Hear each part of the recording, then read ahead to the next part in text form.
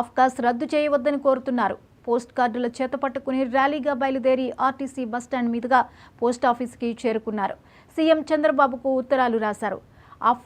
ఆఫ్కాస్ రద్దు చేసి దళారీ కాంట్రాక్టర్ల వ్యవస్థలను తీసుకురావాలనే ప్రభుత్వ నిర్ణయానికి వ్యతిరేకంగా ఈ ఆందోళన చేపట్టామన్నారు. సిఐటియు తిరుపతి జిల్లా అధ్యక్షులు వడిపల్లి చెంగయ్య కార్మికులందరినీ పర్మనెంట్ చేయాలని కోరారు.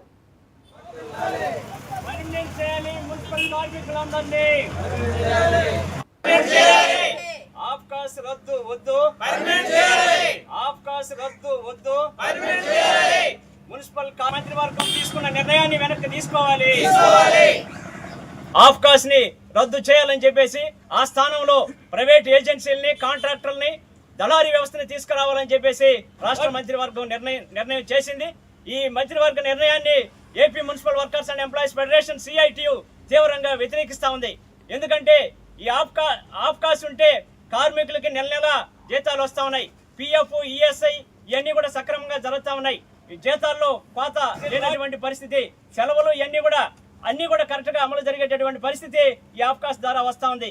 ఆఫ్కాస్ ని ఎత్తేసి పర్మనెంట్ చేయాలని చెప్పేసి గత 20 ఏళ్ల నుంచి మున్సిపాలిటీలు ఏర్పడినప్పటి నుంచి AP municipal workers and employees ఆధ్వర్యంలో కార్మికులందరూ కూడా పెద్ద ఎత్తున ఉద్యమాలు చేస్తున్నారు, పోరాటాలు చేస్తా ఉన్నారు.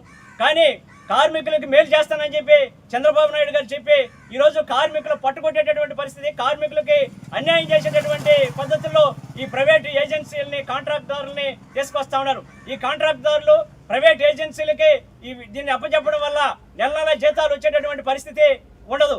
గతంలో ప్రైవేటు ఏజెన్సీలు కాంట్రాక్టర్లు ఉన్నప్పుడు 5 నెలలకు 6 నెలలకు జీతాలు వచ్చేటటువంటి పరిస్థితి, పిఎఫ్, ఈఎస్ఐ ఇవన్నీ సక్రమంగా జరిగే పరిస్థితి కాదు. అలాగే జీతాల్లో కోత విధించేది, సెలవులు ఉండేటివి కావు.